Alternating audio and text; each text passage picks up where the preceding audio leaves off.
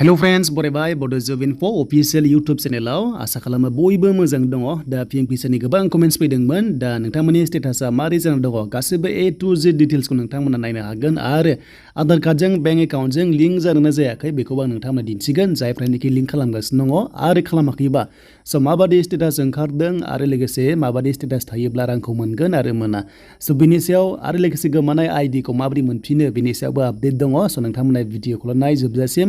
A to Z डिटेल्सखौ नोंथांमोना मोननो हागोन आंनि Bodo Info YouTube चेनेलाव स' बिनिफ्राय बेसेबां इनस्टलमेन्टनिफ्राय मोनासै बिनि सायावबो नोंथांमोना डाइरेक्ट रोखा मोनगोन स' बेखायनो भिडिअखौ जागायनोसै गोबाव खालामा जों थांगोन फै अफिसियेल वेबसाइटआव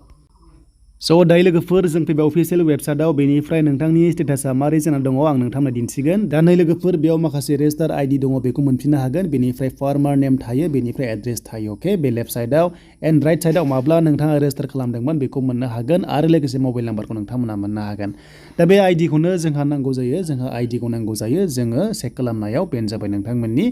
स्टेटास नायनायाव नाथाय बे आइडि गोमादोंब्ला जों मारै मोनफिनो बेखौबो जोङो नोंथांमोन लाबोदों स' बिनिफ्राय नोंथांमोना आरोबाव आपडेट खालामनो हागोन एड्रेस आपडेट खालामनो हायो नाम चेन्ज खालामनो हायो बिनि सायाव नेक्स्ट भिडिअ फैगोन बे आपडेट इउर डिटेल्सआव थुनाय लोगो लोगोनो नोंथांमोना खालामनो हागोन देन बिनिफ्राय दानिया क्राइटेरिया माबादि जागोन थ' नोंथांमोना लेन्ड सिडिं खालामदों बेनो जाबाय लेन्ड सार्टिफिकेट आपल'ड खालामदोंमोन सिगाङाव KYC बे येस अप्सन ओंखारबाय जुदि बे न'बा नोंथाङा रां मोना एन्ड बेनिफ्राय KYC स्टेटास बियो येसआनो दङ जुदि न'बा नोंथाङाहाय रां मोना स' बिनिया येस दंजोबो अके बे जाबाय गासिबो अके देन बिनिफ्राय फैदो दानिया लेटेस्ट आपडेटआ बेनो आधारनिफ्राय बेंक एकाउन्टजों सिडेट जादोंना जायाखैबा सिडिं खालामदोंना खालामाखै लिंक खालामदोंना खालामाखै नायदोनि स्टेटासा न' जायना बिदि न' दङ स' नोंथांमोनाहाय मोननाय नङा अके रांखौहाय नोंथांमोना मोननाय नङा आरो जायना बेवहाय नोंथांमोनाहाय येस ओंखारगोन ना अब्ला स' नोंथांमोना रांखौ मोनगोन अके स' रांखौ मोनगोन बेनिफ्राय मोनसे बाथ्रा जायनोखि नोंथांमोना अलरेडि नोंथांमोनाहाय मा लिंक खालामखाबाय अब्ला मोनगोन जेबो नङा बेनिफ्राय एकाउन्ट डिटेल्स नायनोबा भिउ एकाउन्ट डिटेल्सआव थुनाय लोगो लोगो स' नोंथांमोननि बेयाव मोनगोन नै माखासे नोंथांमोना एकाउन्ट नाम्बार बेयाव मोनगोन स' बिनिफ्राय इनस्टलमेन्ट माब्लासिम मोनना थालांखो बेनो जाबाय 11 इनस्टलमेन्टल' बेयाव मोनना दङ अके खायसेया 13 मोनखाबायना बाट दायो 14आ फैगासिनो दङ जुलाइ दाननि सिगां नोंथांमोना मोनगोन दा खामानि सोलिगासिनो दङ 19 जुना लास्ट डेटमोन नालाय बेखायनो 19 जुननि उनावहाय रांखौ सोलांबाय थागोन अब्ला जुलाइ दानसिम नोंथांमोना रांखौहाय मोनगोन अके बेखौ बुजिग्रोदो स' बिनिफ्राय नोंथांमोननि माखासे डिटेल्सखौ नायनोबा जोंहा दाना आइडि नांगौना बे आइडिखौ जों बोरै मोनगोन स' बेखौ दानिया नायनोसै स' बेनिफ्राय मोनसे बाथ्रा नोंथांमोना गोनो गोथो जानाङा दायो लिंक खालामगासिनो दङ हमना ला लिंक खालामगासिनो दङ ना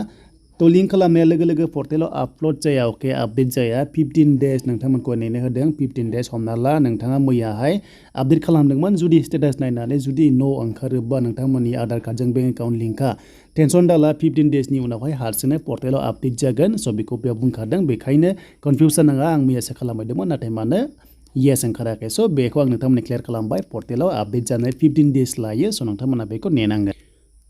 स' दानिया जोङो फार्स्टनि मेन अफिसियेल वेबसाइटआव फैबाय लिंकआ डिसक्रिप्सनाव दंजोबो नोंथांमोना PM किसान लिरबानो जाबाय बेनिफ्राय लिंकखौ बेयाव मोनगोन डिसक्रिप्सनाव डाइरेक्ट थांनानै बेयाव फैनो हागोन दा जोंनि नायनो गोनां जाबाय जोंहा PM किसान इनस्टलमेन्ट माब्ला हाबो दा नोंथांमोना गोबां गोनो गोथो जायो एप्रिलनिफ्राय जुलाइ दाननि गेजेराव खनसे हाबो राङा अके बेनिफ्राय स' नोंथांमोना दायो जुलाइनि सिगां मोनसे मोनगोन जायखिजाया 2000 मोनगोन माने 14 इनस्टलमेन्ट अके 2000 रां मोनगोन बाट खायसे 13 मोनाखै बा 11 मोनाखै बा 12 मोनाखै बे खनसेनो हाबनायनि चान्सआ दङ नोंथांमोननि एकाउन्टआव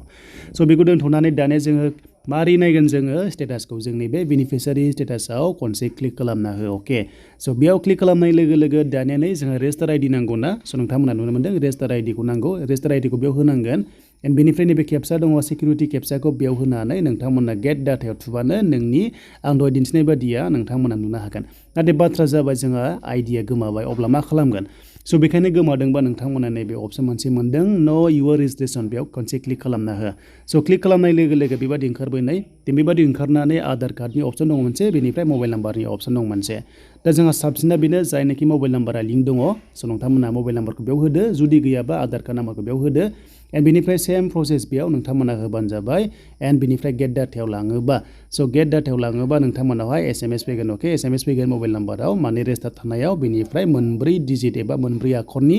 नाम्बार फैगोन बेखौ होनानै नोंथांमोना खालामनांगौ स' बिदिबा आं बेयाव मबाइल नाम्बारखौ होनोसै मारै जों रिकभारि खालामनो हायो गोमानाय आइडिखौ स' दायो लोगोफोर जों गासैबो मबाइल नाम्बारखौ एन्टार खालामबाय देन बेनिफ्राय केपसाखौ होबाय स' बेनिफ्राय गेट मोर डाटायाव लांदो अके बेयाव लांनाय लोगो लोगो नोंनाव मेसेज फैगोन दा फाइनालि मेसेज फैबाय नोंथांमोना बे मेसेजखौहाय होनांगोन अटिपिखौ होनांगोन बेनो जाबाय 3172 जों होबाय अके स' बेनिफ्राय गेट डिटेल्सआव नोंथांमोना राइट साइडआव मोनदों अप्सन बेयाव लांबानो नोंनि रेजिस्टार नाम्बारखौ मोननो हागोन स' बेखायनो आं बेयाव क्लिक खालामबाय दा नै क्लिक खालामनाय लोगो लोगो बेयाव बेनिफिसियारि नाम ओंखारसिगोन बेनिफ्राय नाम्बार ओंखारबाय आइडि नाम्बार अके स' नोंथांमोना बेयाव नुनो मोनदों आइडि नाम्बार ओंखारबाय दा बे आइडि नाम्बारखौ नोंथांमोना नट खालामना लानांगोन नट खालामनानै स' नोंथांमोना जाहाथे सिगांनि जों नायनाय बादियाव लांबानो जाबाय दा बेखौ नोंथांमोना डाइरेक्ट थांनोबा नैबे बेगावबो मोनगोन बेग थांनाय लोगो लोगो डाइरेक्ट जोंहा पर्टेलाव थांनो हाफिनगोन सिगांनियाव